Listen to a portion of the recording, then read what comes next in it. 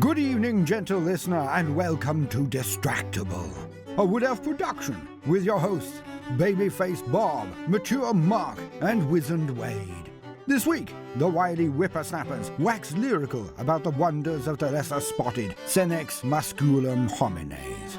Yes, it's time for Old Men. Please prepare thy Zimmer frames and enjoy the show. Hello, and welcome once again to Distractible. I will be your host today. My name's Bob. If you're new here, that doesn't mean anything to you. And if you're not new here, you probably knew that already, because the host is the one who always thought, you know what? Why do I even say anything?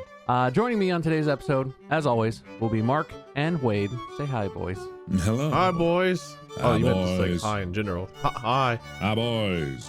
I mean, I was kind of a test, and you both passed and failed at the same time, so All right, cool. that's a success, really. I feel like that's the theme of this whole podcast is we pass and fail every test all the time. What's that meme? Task failed successfully. Exactly, yeah. You know, the launch of this podcast failed successfully, you know. The continuation of this podcast, It's almost meaningless to describe this podcast, but we're here, and we talk about stuff. And it's usually random. There's often a topic, and usually what we talk about barely relates to the topic in any way. So I'm the judge, there's points, there's a winner. It's meaningless. The only thing we haven't had yet is a judge declaring themselves the winner of the episode. I'm not going to do that today. I'm just going to start by saying not going there. But I expect that someday some judge, probably Wade, will end up declaring themselves the winner of their own episode just so that they can host again. I'm just guessing. That is some truly ominous foreshadowing, and I have a bad feeling about it. I just want to say that. I don't know why you think I would be the one to declare myself the winner. I'm so generous. I'm the only person who declared both of you the winners. Yeah. You've got so much magnanimosity. Magnanimosity. What's that word that you like so much? Magnanimous. I've got so many magnets. You're so magnetic. Yeah. Anyway, how are you boys? I don't know why I'm calling you boys today, but apparently that's the move. Hey, boys. How's your week? How's your life? Very good. Whoa, that's not very good. Oh. Oh, wait, which one of you said very good like that? Couldn't tell. Not me. That's Wade. That must have been Mark. No, it's not me. Oh no, is that the ghost? Oh god. That must have been a ghost. It's the mysterious fourth person in our Discord that is still there to this day. I'm pretty good. Oh hey Wade. Oh yeah, okay. How are you? I've been doing pretty good. Nice. I've been getting busy. I've been trying to get back into a nice schedule, you know, work efficiency, all this crap that no one cares about and people get mad about because I'm living my life better than anyone ever listening to this podcast. Would you say you're living your best life? I'm living my best life. Well, that's really all you can ask for. I'm doing pretty good as well. Not pretty good, but like pretty good, like almost as high. Yeah. I'm not sure what that means, but that's how I feel. Anyway, do you guys want to know the topic? Sure. Yeah. It's almost meaningless, like I said, but I do have a topic. And I think I want to go with today's topic is we're old. Oh. Oh. Okay. It was recently my birthday, right? So I'm feeling old. It's not like a huge deal. It's not like I get super negative or anything. But every time my birthday rolls around these days, I look at the number of years. I get on my calculator, do some math to figure out how many years ago I was born because I can never remember. And then I feel old. And it got me looking at like, I don't know, maybe you guys don't feel this. Do you feel like there's stuff in your life, like from your childhood or from your experience growing up, that the younger generation is just never going to understand? Well, life before phones. Yeah, I was you gonna know. say Is this a pre-cell topic phone. or is this just a random like conversation? This is kind of what inspired the topic, right? I found this BuzzFeed article that's clearly targeted at like our age group of all this stuff that's like kids Zoomers will never understand. Imagine setting a time to meet your friends at the movie theater, and then once you've left school or whatever, you have no way to contact them. All you know is we decided there's a movie that we called Movie Phone, and we learned is showing at 7:20 p.m. at our local whatever movie theater, and I'm just gonna show up. And God, I hope there's other people there. Kids these days, man, they'll never know what that's like. You get everyone to print out like MapQuest directions to where you're gonna go. Dude, I hated that. I always felt before a trip, if you print it out like a MapQuest, you're like, oh, I got directions. If you miss one fucking turn with printed out directions, you're so screwed. Yeah. The paper doesn't magically Harry Potter itself into a new map that's like, oh, you gotta loop around. You miss a turn and it's like, oh, you should have turned left a mile ago. Good luck, idiot. Well, that's why you're supposed to have like different maps and stuff, like whatever state you lived in. Like I remember my grandparents had like a full Ohio map and like Kentucky and Indiana, like whatever other states, just had maps in their car, like on the door. So that way, if they did need a bigger map, they would just reach in, pull one out, like pull off at a gas station, like look that up. Or else you go into a gas station. I think you could either buy or just get for free. They would have like paper maps in a lot of the gas stations that you could grab. Okay, but honestly, that's not a bad idea even to this day, because I've had many situations where I'm pulling up my phone's GPS and it does not load because I'm in a low internet area. Yeah. What are you going to do? You're back in the Stone Ages of 1990. You got to have a paper map.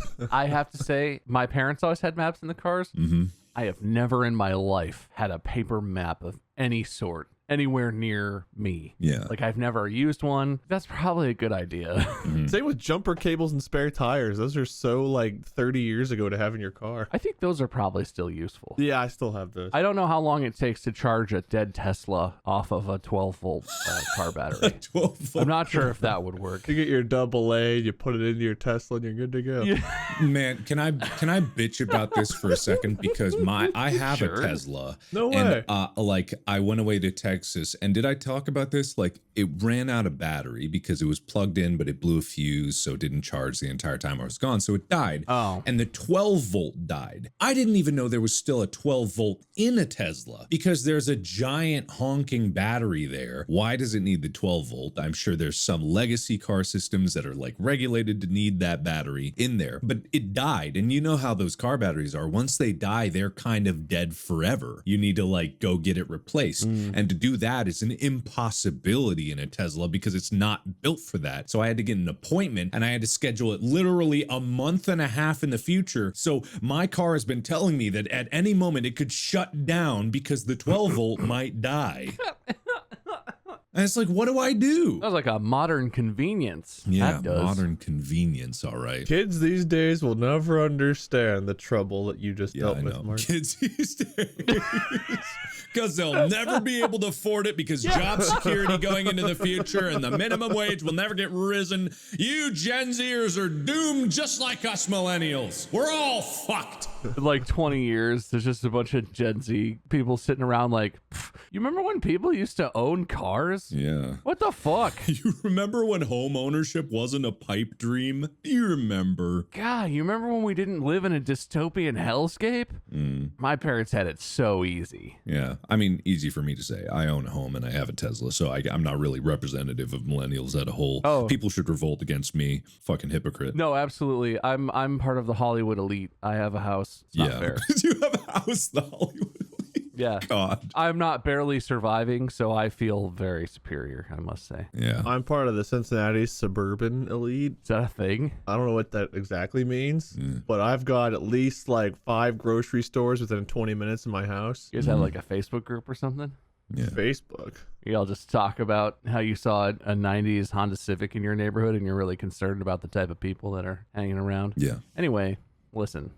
I'm listening. I have a lot of memories, I guess, from childhood that I feel like are gone. And I'm not like sad that they're gone, but did you guys ever get to hang up the phone angrily on someone with like a landline Oh, yeah. telephone where you get to slam it down? Did you ever do that? Yeah, I remember cordless phones. Whenever we went from a corded phone to having like 3 cordless phones in the house, it was like, oh, wow, we have one in like 2 different rooms. And they were always dead because no one ever put them back on the charger right. It was always a little crooked, and so it was just dead. And then you just don't have a phone. And so you have to go to like the back office or the guest room in the house where the old landline corded phone is sitting and use that one.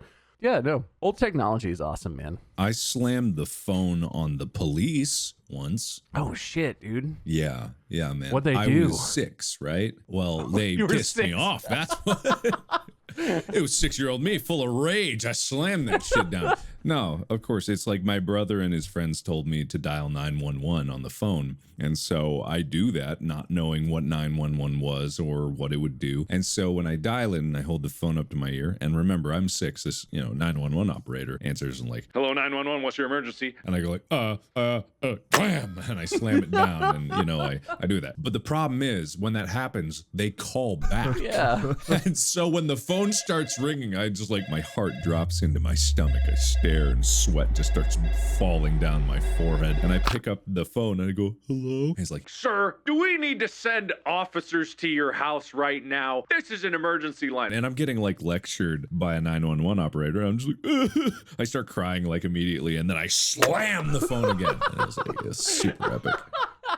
6-year-old Mark just blubbering. Like, fuck the police. Bam! Got him. They never called back. They were so scared, they were shaking. I know this. Actually, they called back right away again. And so I picked up the phone and I listened. It was like, This is not the line for prank calls. Like, we're gonna send an officer down. and I run up the stairs to my mom, and my mom gets on the phone and just starts screaming at them. It was like, my son is 6 years old. It's just an accident. Shut the fuck up. I'm like, my mom, you know. Yeah. I don't remember what my mom I said. can kind of imagine. Yeah, exactly. Yeah. What a rebel. I remember good old dial-up internet, deciding between whether I wanted to call my friends or be online, waiting for the like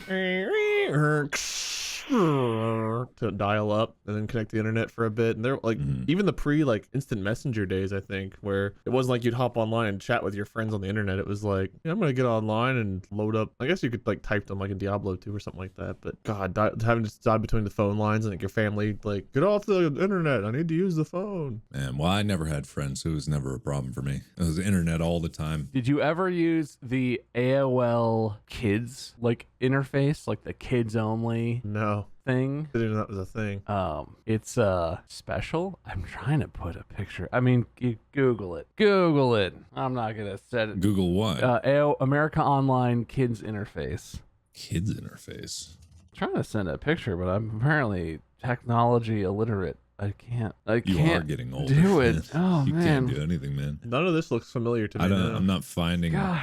I'm not finding it. No. What? Well, I never had AOL. We didn't do AOL. What? You didn't have, how'd you get on the internet? I mean, we had something else. I don't know. My dad had a modem and some other thing. You didn't have to have AOL. We had AOL, but we never did anything with the kids stuff. Yeah. I honestly didn't know that there was another way to get on the internet at that point in time. I thought it was just AOL. You remember all those AOL discs? Yes, the free trial discs that you get 1,000 hours, and I don't know how they put 1,000 hours on a floppy disk. Listen, no one listening to this knows what the fuck we're talking about. The Sims games back in the day, I don't know if you remember installing the Sims, but if you had like their Sims and the expansions, there was like a booklet telling you what order you had to install them in, and there was like 15 discs you had to go back and forth on. God. Oh yeah. It's like reinsert disc 1. Reinsert. Why didn't you finish with Yeah. disc 1? Yeah. What's wrong with you? Just because you're growing older doesn't mean you can't have fun. I've got a Retirement story. homes, people have sex a lot. I mean, pretty much. That's not my story, but you're right. Oh, I thought I was contributing. Go ahead. Yeah, I call this Grandma's boneless water park adventure. Oh, what the It hell? sounds like we do have the same story. Yeah, what? Yeah. I was looking up and I found this article that the headline just grabbed me because it was Rogue Grandma Breaks Bones on Slide After Sneaking into Water Park at 2 a.m. Oh, God.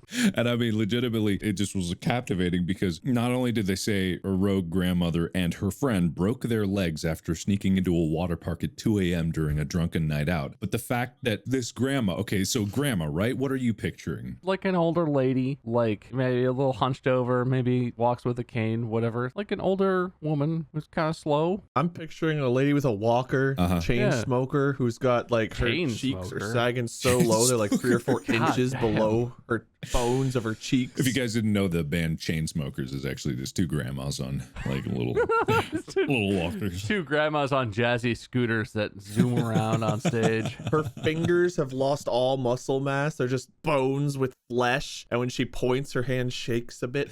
No.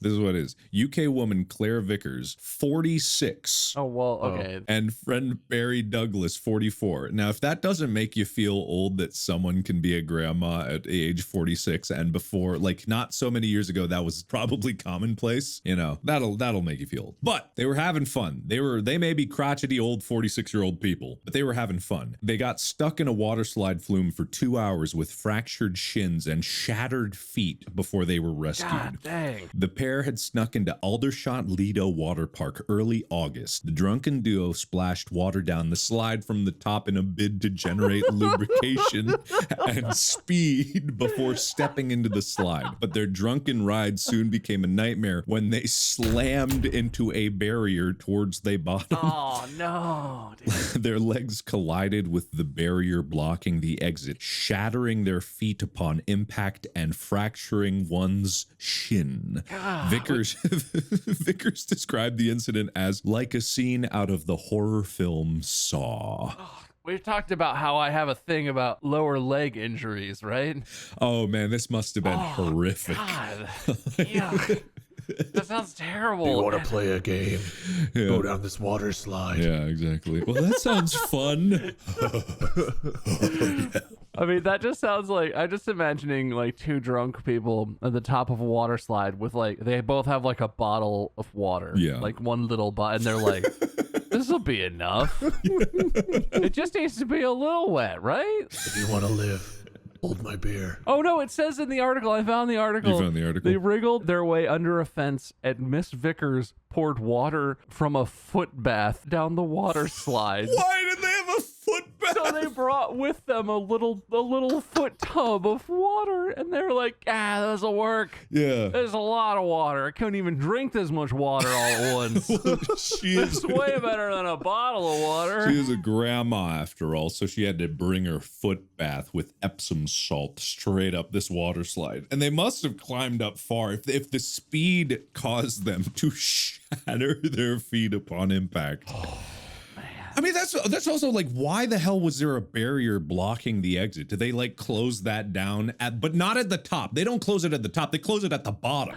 That seems so dangerous. Well, did they go down an actual water slide or did they go down like a log flume thing? What did they actually go down? It said water slide. There's a picture of what looks like regular water slides, but it does say log flume. No, it said there's a picture here. It says they went The down. flume's tubes. They went down the yellow slide in this picture. Okay, yeah. Which is just like a fully enclosed, straight down water slide situation. It's like not that big. Maybe like 20, 25 feet. Yeah, not super big. Not huge. Enough to get some speed, no doubt. Like as a kid, I've gone down some pretty slippery slides and you pick up some speed. Yeah, well, with how much water they put in it, they were definitely cruising.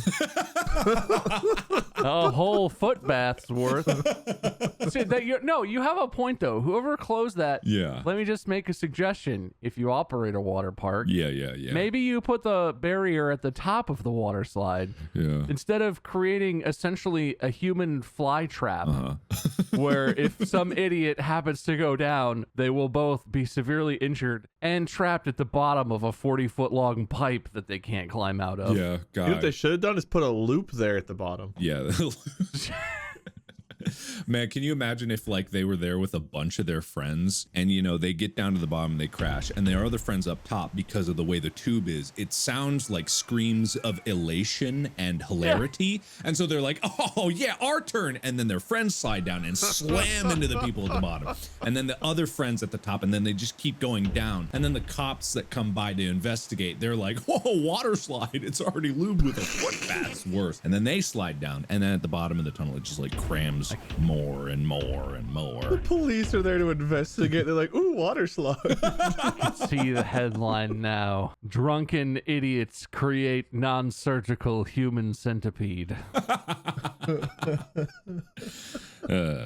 That's rough. Oh, have you ever been on a water slide and you managed to stop yourself? I don't know why, but as a kid, I always tried to stop myself when I was going down. And I did this until the horrible experience of having someone actually slam into the back of me. Ow. When I was stopped in the middle of one. It was one of the ones like in that picture, it's kind of like to the right where it's kind of loop-de-loop and you don't go as fast. But me and slides didn't mix. I only did the water slide one time. I only went to the water park like a couple times, but I only did water slides like once. And the open top ones were okay, but that like claustrophobia feeling combined with like the water hitting me in the face and like pushing at my contacts and stuff and just feeling like I had no control. I did not enjoy the tubed water slide at all. I only did that like one time. I never did that again. Mark, you were one of those kids who ruined water slides for me. I did, yeah. I had the opposite problem. I've always been big. Even when I was a kid, I was big, tall dude, big dude. That means a lot of surface area, right? Sure. And so at our local pool, there was a slide that was just like, 20 feet up maybe. You go down one little twist around and then you go in the water. If I didn't like from the top, do like a jumping swing, throw myself in at full speed, and like aerodynamic, like lift my butt up off the slide with my feet and try and maximize my slipperiness. Yeah. I would get stuck unintentionally, but like that was the game, right? Right. Kids would always try and stop and goof around, and so the lifeguard at the top of the slide was always like, "Hey, don't stop, keep sliding. I'm gonna ban you." And so I would get stuck sometimes, and they would yell down like, "Don't stop!" And I'm down there scooting like, "I'm not trying to stop. I'm just trying to have fun." You ruined that for me. You made those lifeguards so jaded. They didn't even know that I was just a fat kid stuck in this line. You're right. It was all me. It's my fault. You bastard. I take full responsibility for all of that. I've blamed you for that for my entire life. It feels good to get it off my chest. Yeah, thanks, man. Even before I knew you. I mean, you're welcome. You're welcome. Thank you. Welcome you. The dumb thing I did with pools, we didn't have a water slide, but like my mom had a pool when I was elementary school age. I'm a Richie Rich over here. Yeah, rich man over here with all the money. Yeah, well, we had 15 water slides in all actuality. But decided not to use them. What we would do, we had these like oh god, what are they called? The floaty things you lay on. What the hell are those things called? Inflatables? Pool toys? Yeah, I guess so. But like these weren't like the actually inflatable. They were made of some kind of material where you didn't like put air into them, but they would float and like they would hover if you laid on it just under the surface of the water. So like there'd be a layer of water that would like hit your back. Mm-hmm. And we saw those as an opportunity to have like, oh, we have like surfboards in our pool. So we would jump off the side and try to like stand on them and like surf them. Yeah. Which in hindsight probably should have led to some broken necks and deaths, but never did for us, thankfully. I don't know how. Broken necks and death. Yeah, we would try surfing on those, and I remember we had a friend who agreed to do a belly flop for some reason off the diving board, and when he went to do the belly flop, we slid one of those in front of him. God. So he belly flopped onto that. So you're an asshole. Yeah. Not only are you rich, but you're an asshole. Wow. The worst. Yeah. We were filthy rich. Yeah. You had a swimming pool growing up, you were at least a thousandaire. Hey, I never had a swimming pool in my life. Yeah. I've only ever been able to go public swimming pools like a peasant. Yeah. Like, It's so sad.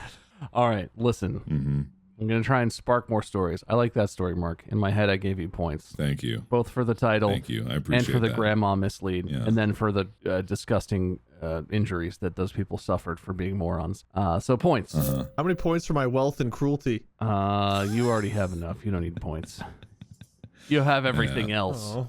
Anyway, Watch where your belly flop, Bob. I'll be there. you youngsters out there, you'll never understand this. But you fellow old people, did you guys ever find, I have done this, and it's a great victory. Did you ever find quarters in the change return of a payphone? Oh. Did you ever mine the mysterious gold of a payphone Weird. and receive your reward? That is such an obscure reference that I feel like a lot of people know about because it's such a strange experience. But yes, I know exactly what you're talking about. And it would never exist today again. Old vending machines. I remember we used to go around. We'd press like the coin return button. yeah. There's like a little like metal thing you could push. We'd always push those on vending machines and stuff to see if coins would come out. Occasionally you'd get lucky. That's so satisfying. Yeah, and the weird thing was occasionally it did work. Like you did get coins Yeah. back. Yeah. Growing up, our town had a rec center, which was like, there was a pool, there was a gym, it was like a local community center. And there was like a kids place, which was kind of for like middle school, high school kids. You could hang out. They had,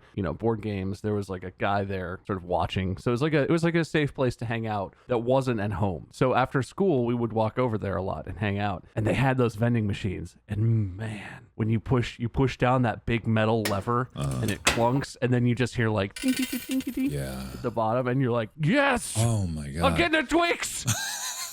God damn. Weirdly, the sound of that, the clinking of coins. Like, when's the last time I held a coin? Like going to the arcade or something and you go the change machine, or it's like, it's not always quarters, but sometimes it's tokens. But either way, you put a bill in and then ka-chink, chink, chink, chink. Like, that's the most magical sound. That, like, I love that sound. It's taking me right back. Yeah. Holy shit. Not only do you hear it like sliding down, but you hear it like hit the pile of other coins. I feel like that's definitely going. No, you know what though? Literally 2 days ago, I used a vending machine with a quarter. We were at Costco. We did a bunch of shopping, grocery trip sort of stuff. On the way out of Costco, they have those vending machines where it's like 25 cents for a bottle of like, Kirkland, whatever, bottled water. And we didn't have anything with us. We didn't have a drink. And we were both kind of like, Mandy and I were there together. We were both kind of like thirsty. And she looked at it and was like, oh, I really want a drink. And I was sad because I was like, I think I have cash. And I opened my wallet. I don't have cash. Who the hell has cash? Everything's credit card or pay with your phone.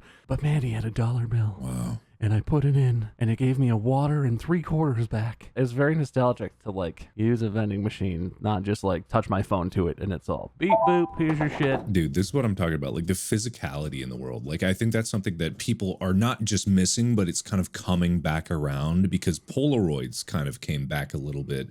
They kind of peaked and plateaued in terms of popularity, but there's something very, very like important about tangibility. And this harkens back to when I bought like a silver bar offline, because I was like, when I first got money and I was like, I don't know what an investment is really, and I was like, maybe I'll buy silver because that seems like a thing that I'll do. But I bought a silver bar and it was just like a 1 ounce tiny little tablet. I remember that actually. That was when you still lived in Cincy. Exactly, yeah. I remember that. I kept it in my wallet because when I pulled it out and I like felt it, there was something, I don't know if it was just like me in my brain, but maybe that's all you need. That's all it really is. But I felt it and I felt value, and I don't know how to translate that. But when I touched it, when I held it, I looked at it and I was like, this has value. And I was just like, holy shit, that's crazy that like this feels this way. I know it's just because like I psychologically attributed to that, but that also applies to different things like the Polaroids. Like I have some Polaroids that I've taken on adventures, quote unquote, like excursions, that's a big word for it.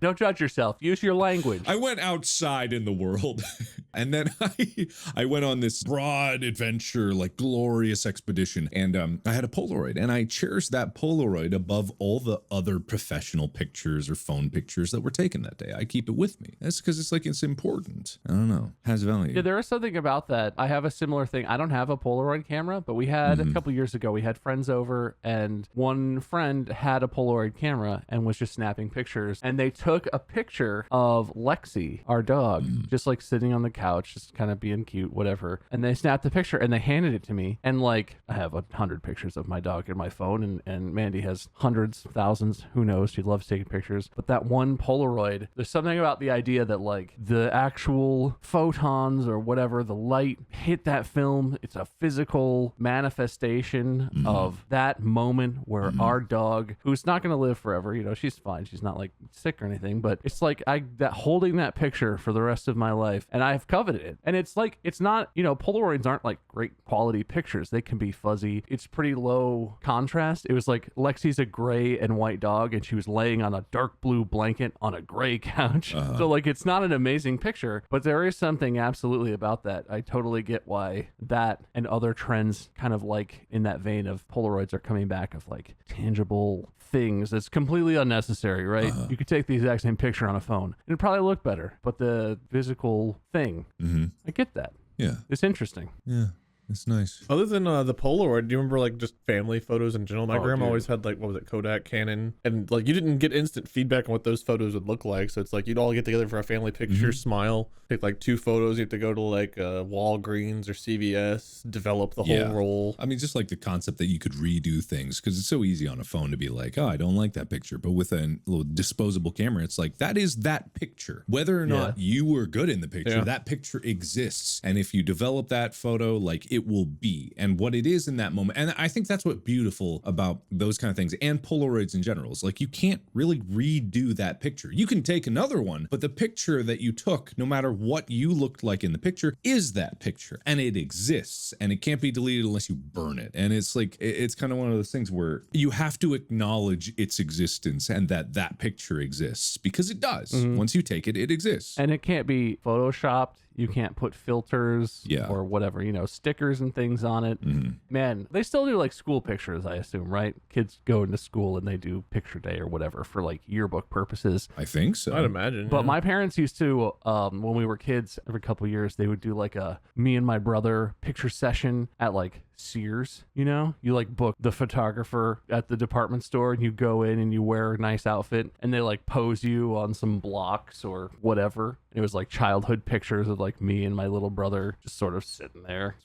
That's weird. I feel like that doesn't happen anymore. Yeah. We actually had physical stickers that they sold. We have one family album where we visited like family in like West Virginia or something, where like on the photos we put physical stickers on the pictures that were like you could use to decorate your photos. Like what, like sunglasses and mustaches, or just like things to put around the edges of the picture? Yeah, just it was literally random stuff. Like some of them were like little speech bubbles where you could write something and then like put it on there, or like there were predetermined words or like whatever. That's pretty funny. I never saw that. I mean, that makes sense. Yeah. Music's another topic that is different now. Having to listen to like even pre-CDs and CD players we had to carry around. Hit clips. The cassettes. Hit clips. Well, cassettes. Like you used to have to rewind your music. If you wanted to listen to something, you had to either flip it to the other side of the cassette or rewind it. And to find a specific song, you'd have to fast forward or rewind to listen to that song. Hit clips. And that's Dude, hit clips. I don't remember what the fuck hit clips is. You don't know what hit clips is? I never had that. I never even had a hit clip. Now that I see a photo of it, it looks familiar. It's like a little tiny boombox looking thing with like little, I'm guessing those are one song per little cassette thing. Yeah, it's like little shitty plastic cartridges that you carry around. They're like keychains, and you put it in your hit clips player, and it plays that one song. I don't even know if it was the full song. I think it might have just been a little bit of the song. Like, it's so funny because it's like technology. It's barely what they could have possibly done. Like the most disposable little chewable piece of this thing. You could never duplicate it. You can't like re-record it. You can't cassette player it. And it's so useless. Like, it's incredibly useless. Like, I found another picture. I'm posting a picture on our Discord. You guys at home can't see it, but you can Google it yourself or whenever we get the website. Oh my God. It's just a huge pile of hit clips. Yeah. Like 80 or more hit clips. I never had a hit clips, but I feel like hit clips like dug a psychological hole into the middle of the millennium. Like them and Pogs and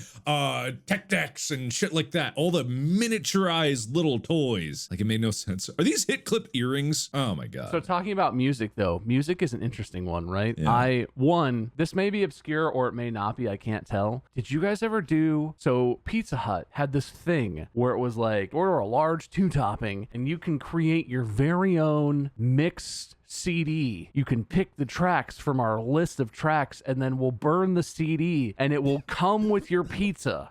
Did you guys ever do that? What? I don't remember that at all. No. What the hell is that? I had like 2 or 3 of these where it was like, while you were ordering a pizza, you also could select a track list of like 10 to 12 tracks, like a CD-ish length. And it was literally like they would burn a CDR, they would print a label for it that was like Bob's Pizza Mix or whatever you called it. And then with your pizza, you would get a CD mixtape thing. And that was unbelievable to me because up to that point, you lived in a world of you have to buy an entire CD. If you like one song, you buy the whole CD. And then you learn what other songs that artist has done because you're like, oh, I've never heard this. This wasn't on the radio. Yeah. What the hell is The Beat Goes On by Britney Spears? What is that? What is that song? But like, also, I feel like younger generations, I don't know if you guys did this, will never understand the bonding of like, I didn't have a good Walkman when I was a kid, but I used to have friends who had, or Discman, who had like good CD players that you could walk around with that had anti-skip and stuff, and you'd split headphones, right? We would be like, oh, let's walk around the neighborhood, like let's just hang out, we'll split the headphones, we'll listen to this CD, and then, you know, maybe we'll head back home, we'll switch to another CD. I feel like no one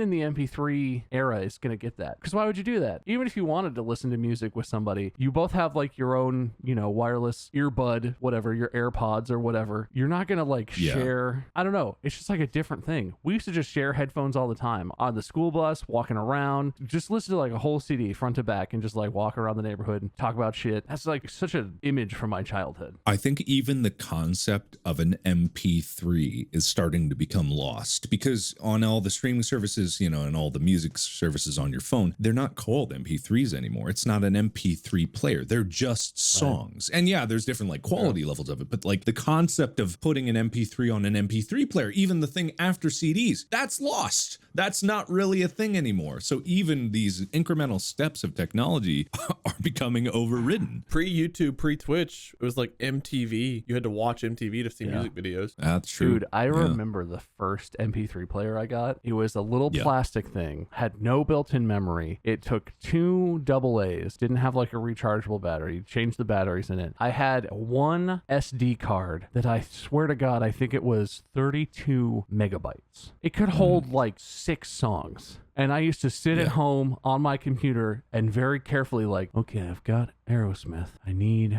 something lighter. I need like pop music. I have 6 songs. This is what I have to listen to for the whole day today. I really got to narrow this down and make the right choices. And then like the batteries didn't even last the whole day. Yeah. You know, if I brought it to school or listened to it on the walk to school or whatever, the batteries lasted like maybe as long as 6 songs. Yeah. But it was barely an MP3 player. Now, you know, even when iPods, the advent of the original iPod came out, I think the original iPod was measured in like gigabytes, right? And it was like, hey, you have 10,000 songs. I remember even that. I was like, what the who owns that much music? Where do you even get it? The other day I saw a tweet from someone that was like, oh my God, Adele put out a new song.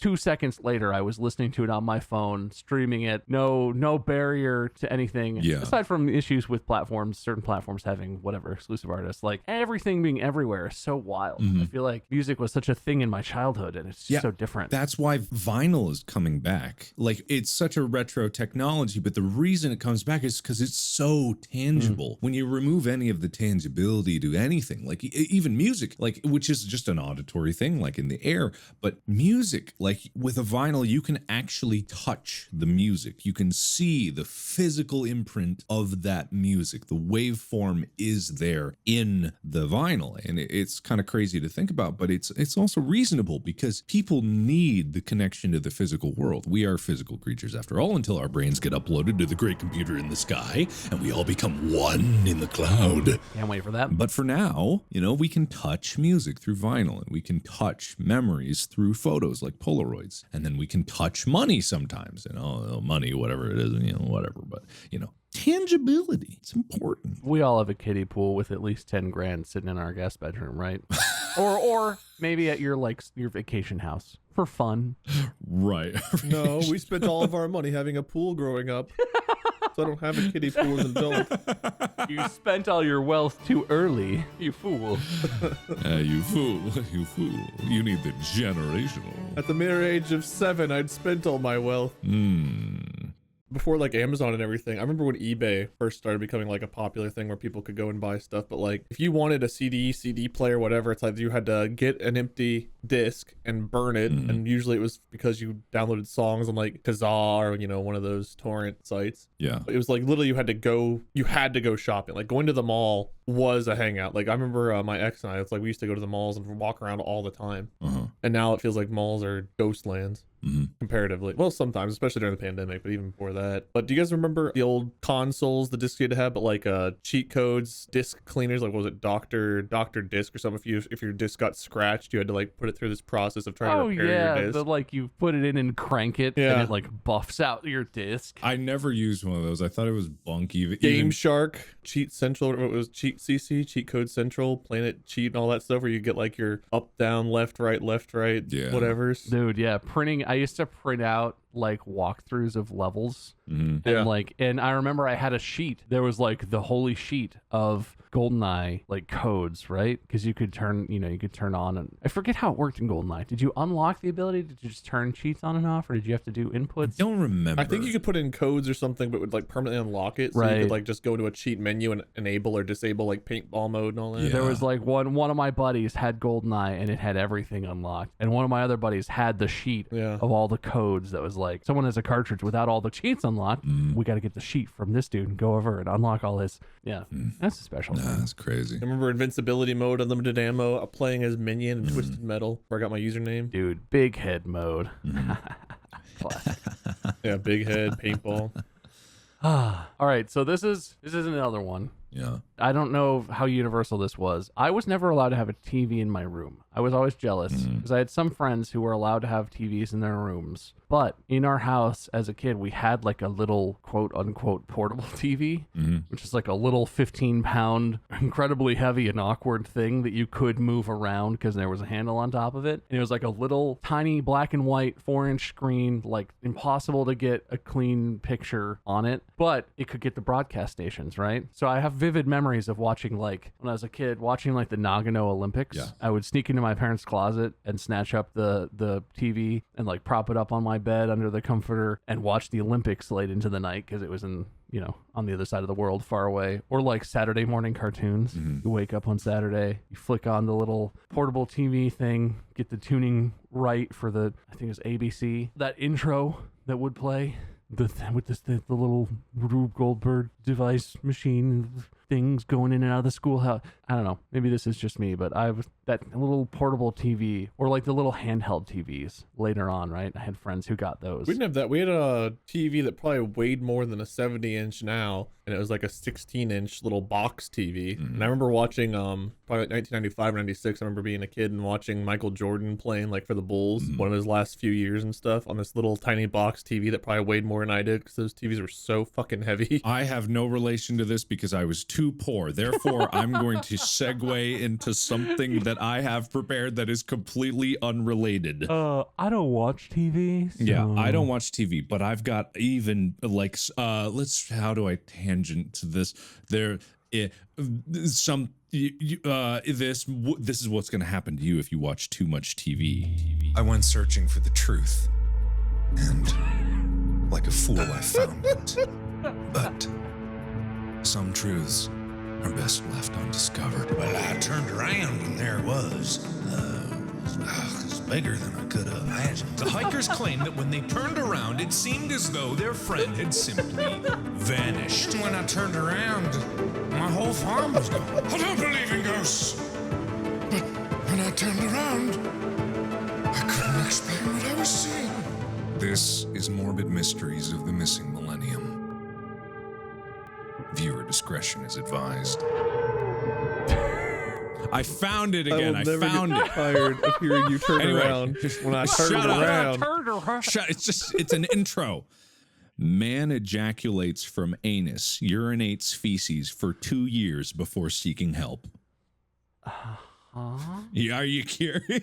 I remember being a kid, and I remember today's kids wouldn't understand. The reason this is tangential is because we're all in our 30s, and this man, 33, turned up for See, it's related. It's related. Turned up for medical care after experiencing pain in one of his testicles for the previous 5 days. He also said he had been passing a substantial amount of urine and sperm from his rectum over the previous 2 years. Doctor, I got some pain in my balls. Also, for 2 years, I've been shitting semen and pissing shit. That is exactly what the story is. That's exactly it. It's like the joke we had before. It was like, well, you got some slight ball pain. Also, you're shitting sperm out your ass. And it's just like, this title grabbed me so much and I had to work it in because it's so fascinating. And the doctors, I got a quote from the doctors. The doctors at the University of Texas described the case as unique and curious. What a bunch of tactful doctors. You know that they went home. They fucking violated their oath. They went home. They were like, honey, you'll never guess what I got to do today. I'm sorry, what oath? I had a case of the semen shitters. What oath do you think that doctors take that prevents them from talking about cases that they've worked on? Do you mean HIPAA? Yeah. Because that's not really how HIPAA works. Yeah, no, we don't. You can't go home and just talk about your patient. No, we don't know the vaguely, name. You can talk about the case itself. We don't know the name. Oh, they went home. They were like, Thomas B. Semen Shitter. God, he came in. I should have known by the name. He's 47. He lives at 123 Hockerly Lane. Did you know he shits urine? You might be right that they're not supposed to. It's not part of the Hippocratic Oath, far as I understand it. But Yeah, that's to do no harm. they definitely do. Yeah. Doctors absolutely talk about the crazy shit that happens. Yeah, it's just like this such a weird case because this guy comes in after 2 years.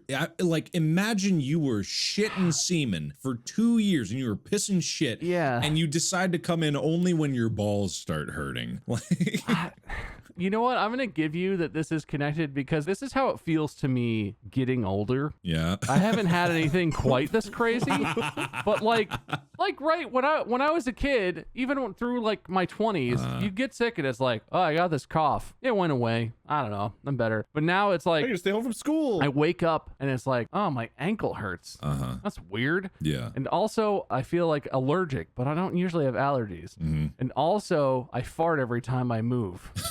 Are these related? Is this some sort of crazy illness that I have now that I'm 30? What's happening? It's fascinating because like I think that is kind of very pervasive in Generation Z because it's kind of thing when I was in college. You remember when I fell off that building and broke my ass? Yeah. I kind of remembered tangentially that every time I went to the gym and did a workout where I did like a torso rotation, like a trunk rotation thing, I would have to go to the bathroom and collapse on the floor for about an hour because I suddenly was losing all the blood to my head and arms and legs. You never went to the doctor for that. And I never went to the doctor. I went to the bathroom and I let it take care of itself. And then when I felt better, I went right back to working out again. Like, and I never, in my head, I never went like, maybe I should go to the doctor for this. It was like, no, it'll pass. I'm sure this horrible spinal trauma that I did when I fell from a 2-story building onto my ass has nothing to do with this incredible, horrific, almost dying feeling, you know?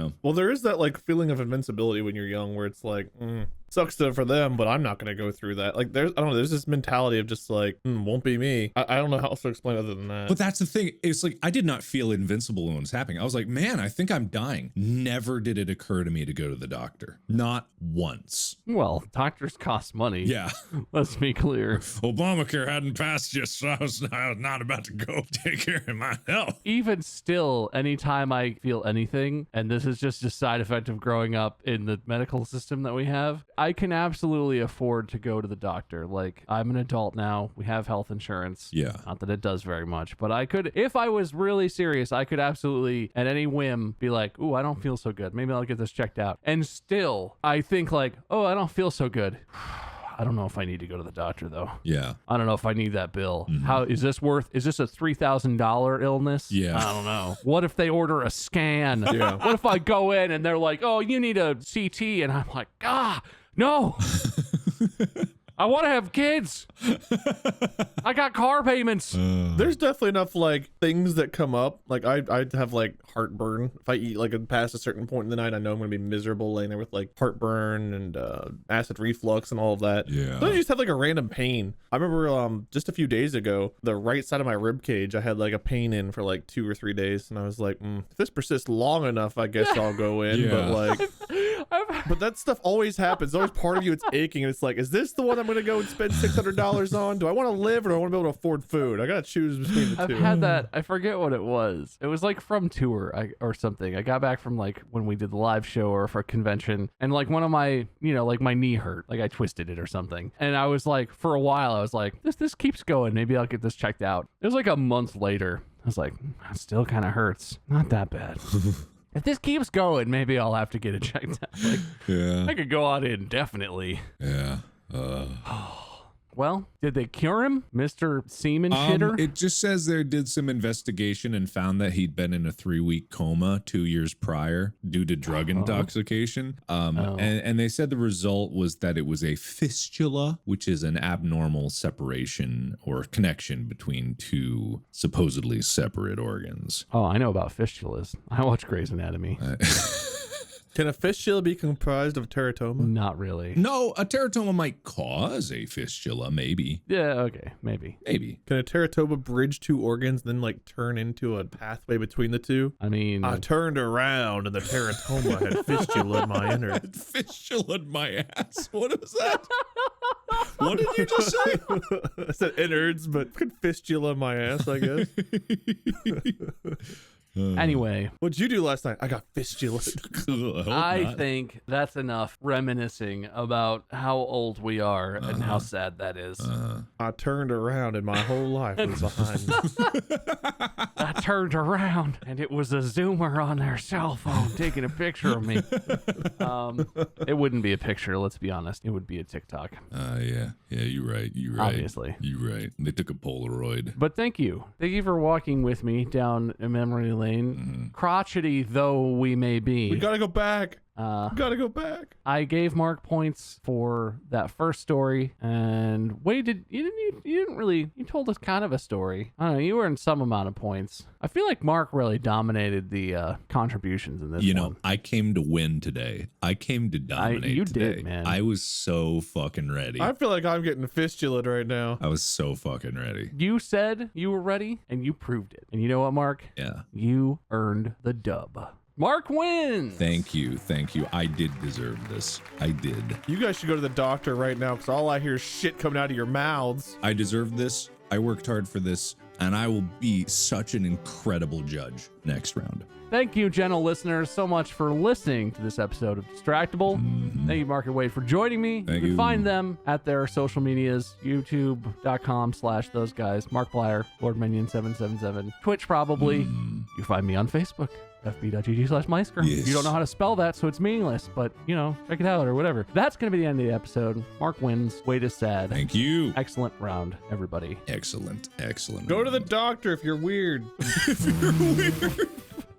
And with that sound medical advice out of the way, podcast out!